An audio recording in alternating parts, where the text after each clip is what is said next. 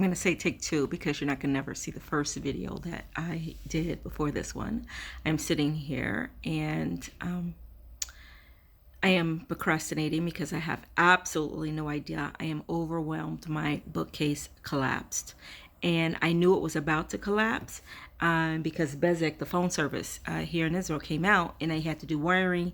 And the guy mentioned to my husband, like, you need to do something about the bookcase because I think it's about to fall. So we were like, okay, yeah, we'll take care of it.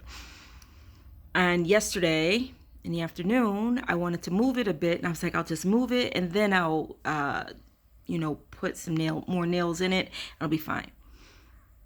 And that bookcase collapsed. It was like seriously like a cartoon in slow motion. And the bookcase just like, boom, crash. And then the books are everywhere and I'm trying to pick them up. And so my living room has been a balagan since yesterday afternoon, and it's still a balagan, and I don't know what to do about, should I just try, we put a note on our neighbor's door who does do like a lot of handyman type work sometimes, and he helps us out. And my husband put a note on his door to ask him could he come and do some work for us, and of course we pay him, but we haven't heard back from him, and we're scared to call someone else to come just in case he will do it.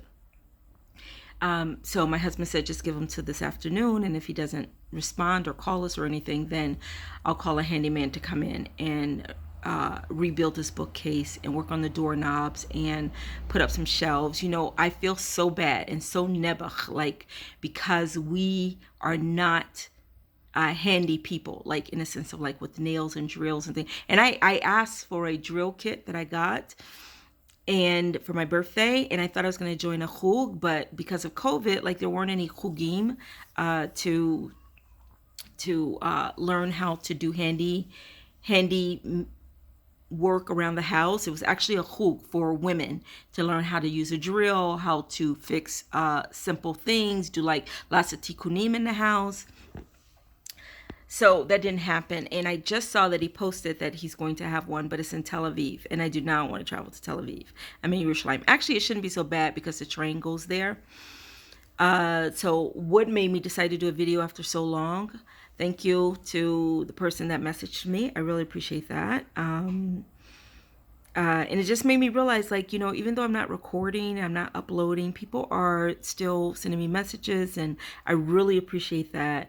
Now I tend to upload like a picture or a little something on Instagram, and that's called Soul Israel. I'm going to try and remember how to put that in the description so you can find me on there. And either if I do a video or her Instagram, I more than likely will upload like a picture a day because it's just a picture and a few words versus like a video where now I am bearing my soul here with no eyebrows, no makeup, no nothing. I don't even think I did a skin peel on my face today. Like, I mean, I did not, but look at that bookcase I needed to take apart. Like, oh my gosh, let me just show you the bookcase before I go into my whole spiel of why I'm doing a video. So that bookcase needs a new one. You see it's like piled like crazy. And then you can see that it crashed. Yeah. So I have to work on that. I have to do it today. I cannot go to bed with it like this another day. This was like yesterday afternoon, and I'm hoping I find someone. Push come to shove, I will nail it myself and at least just put it up and stack the books in a corner somewhere. So then I don't have to look at it like this. I'm just scared to do it now because it's got like nails sticking out in the, they look like they used a staple gun, a heavy duty staple gun to staple the cork to the back of the bookcase. B'kitzur, it needs to be taken care of because I hate it like that. So thank you again to the people that are still finding me and subscribing and becoming part of my family of YouTube. And one of the things I wanted to talk about was connection. I think I've talked about a lot of things on here. When you raise teenagers, it gets to be harder. There aren't many from books on how to raise from teenagers. Like realistically, I'm saying realistically, there aren't. You just kind of like have to be more in tune to your kids and what they say and what they do, especially when cultures are clashing, because your kids are Israeli. Even though my husband and I are American and our kids are raised in Israel, they are not American at all. And culturally, they are not. And if you look in my old video where I talked about we went to the States and how they were, and they were much younger, and but they're not. They're just not. They aren't. But they also aren't necessarily what you say all Israeli, because their parents aren't. And so culturally, certain things don't happen. Birthdays are different. How we do birthdays, with how Israelis do birthdays versus Americans. I keep saying America because that's where I'm from. But I'm pretty sure, like in other Chutz La'aretz, I'm pretty sure other Jews do the same thing, where you do it with the community and kids from school and so on. You have them over and you have a party and things like this. And it just doesn't happen here. And I know we've done it for our kids when they were little. And as they get older, of course, they have like one friend they want to hang out with for their birthday. And then that's it. But Israelis don't do that. They do family. Family comes over. Now we do that also, just family comes over. We do a big thing. We have balloons, and oh my gosh, our neighbor downstairs just had a big birthday party for, I think, the grandfather or a father or something. And then yesterday was a birthday party for one of the daughters or something. Let's see, a man, I don't know if it was the grandfather or father or whatever, but I could just hear Erev Shabbat, someone was downstairs and they were doing a birthday party. They always do cool stuff downstairs. They do karaoke and then yesterday was a birthday party for one of the girls. And you can see the whole family's there. Their grandmothers and their grandfathers and the cousins and you see, and they got like balloons, and they may have a karaoke machine, they have cake, and they do a barbecue, and they do a huge big thing. But it's only family. Only family is part of this celebration, which is really cool. Also for like Shabbat. They don't usually invite people to stay by them. I remember once I asked Israeli to come to us for a meal, and they looked at us like, well, we'll come over, after we finish our meal, and we'll come and, maybe have tea with you. I'll come and have tea with you, the wife said, or whatever. Then another time, one of my best friends who's Israeli, she likes this whole thing. Like we used to do things together. She would come to us, or we would go to her for a Shabbat meal. And she's like, this is so neat. This is so nice. This is so cool. And so, but only with us, she does that with, but most of the time also, they just do things with their family and that's it. So with all of that said, I thought like, I have like I have a Facebook group for Jewish women of color, which is stagnated. Nobody really posts anymore on there. And I wish I could just like delete it, because I feel like people are like doing their own thing. But I thought ideally that if you need to contact someone, or you need to connect with another person of color, and you feel like you have something similar with them, then you can message them from that group, or you can find them, or you go travel to that country and then you can look them up and say, hey, I'm in the country, how are you, da, da, da. Or talk about schools, or talk about hair, or I don't know, just a connection. But it's been stagnated because I think people just like live their lives and that's it, or they've become comfortable in their bubble, in their Dalet Amot, and then that's it. Versus in Israel, I did a group for just Jewish women of color in Israel, and I did on a social media site, and I helped these women. I thought that I did, to connect with other women of color and to plan get-togethers, which we used to do a lot before COVID. We would get together like once, twice a year. We meet up at the park, and everybody bring food, and we barbecue, or we have tents, and it used to be like really fun. And we would come from all over the country, and we would meet up in one spot that was central for everybody. And so in the past couple of years, it's kind of like I've been accumulating names and other women that have made Aliyah, and I've put them in this group. And I just realized something happened that made me realize, like, all this effort with these new people that I've added in, is not, doesn't make me feel good. You know, like I feel like used. I put a lot of effort in it. I connected a lot of people. And at the end of the day, I just feel used. So I actually got someone else to run the group because I feel so hurt and I feel hurt. I feel really used. And I just like, I don't really need this. I did it because I thought like I could, help people feel more comfortable to be in Israel and to have a connection and to know how to run the system, how to be in the system, how to be in, without feeling out, not to be connected to the Israeli world. I thought that I could do that for them because I felt like I've been here a long time, and I felt like that I am part of a kehillah that's of Israelis. I'm the only English speaker, but I felt like that I had my finger on the pulse to be able to help them navigate living in Israel as a Jew of color. And either, sometimes people just don't connect to you, I think it's all me. I do think that I'm like sometimes a little difficult. I feel like sometimes I'm a little like chick chock, and I'm very like, I don't deal with shtiot and balagan and all that kind of stuff. Like, I'm just like very yashar. I'm very straight. And and I'm always like, Kadima, forward. Let's just go forward. Let's just like it. And some people would just rub them the wrong way. Maybe, I don't know. But I just feel like these people,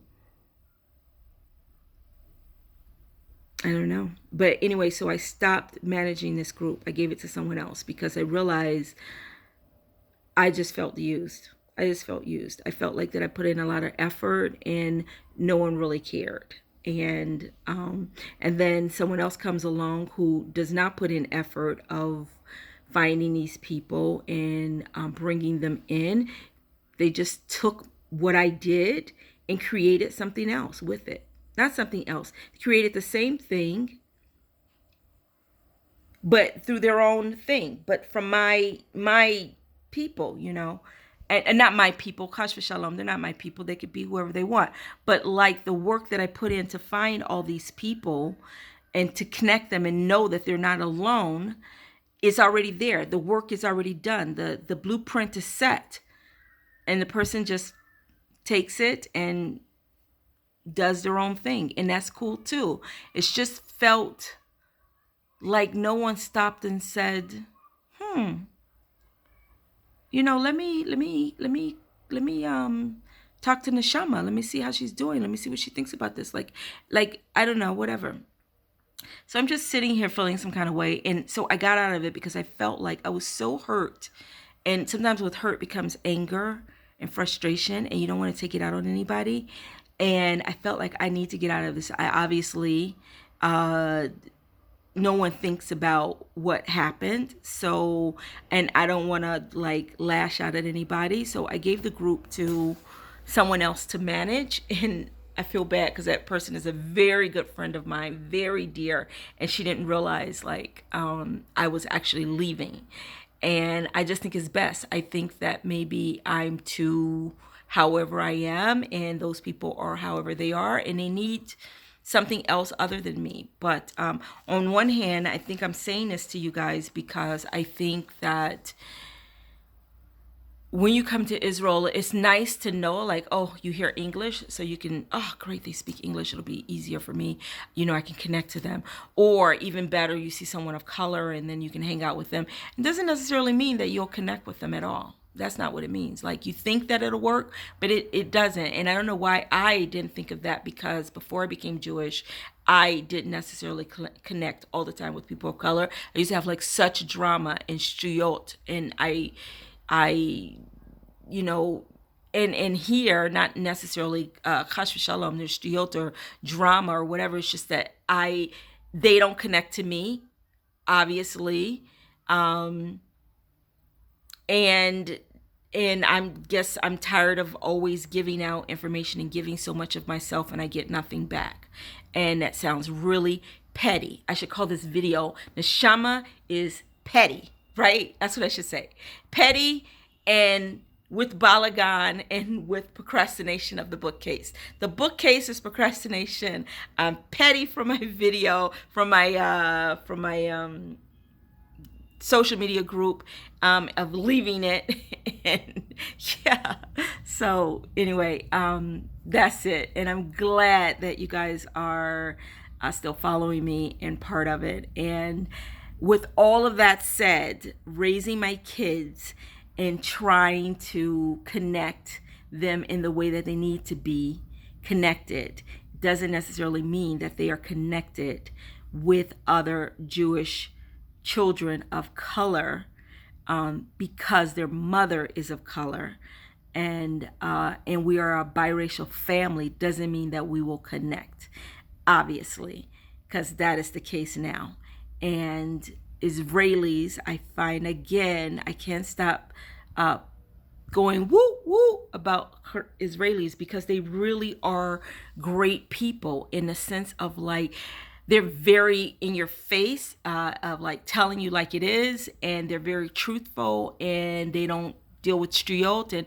And with Americans it doesn't really work so well, but with me it does. And I'm like, sometimes I'm taken aback by what they say, but they're just saying what they say, and they're not being mean or hurtful or whatever. It just is what it is. And then they move on, and they're very helpful, and they care about you, in a sense of, if you ask for help, they don't really think much of Americans per se, but if you ask for help, they will help you.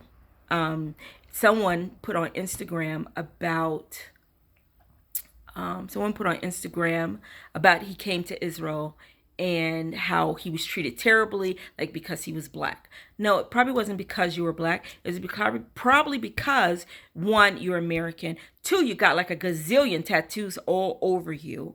Three, you don't speak the language, not trying to speak the language, and you expect entitlement. That's the thing. Americans are really very like, sometimes, not everybody, but some people are like, feel like very entitled to like please and thank you and can you, and like a whole thing. And Israelis are like, new, what do you want? Like, what's up? And they're very abrupt. And I think this guy thought like they were, I don't know what he thought, but it wasn't because he was of his color. It probably was because he had tattoos all over his face.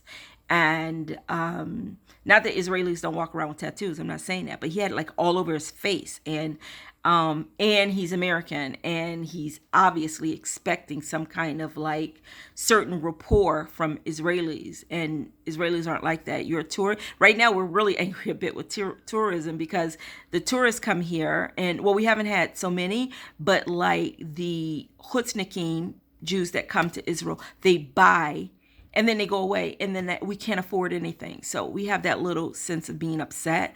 But tourism, we welcome it and we like it, but don't come like with an entitled attitude, which this guy obviously had. I'm hoping this whole video is uploaded. That's what I'm hoping it will do. But thanks again for watching. You can follow me on Instagram, which is called Soul Israel, right? Not Soul in Israel, just Soul Israel. Thanks for watching.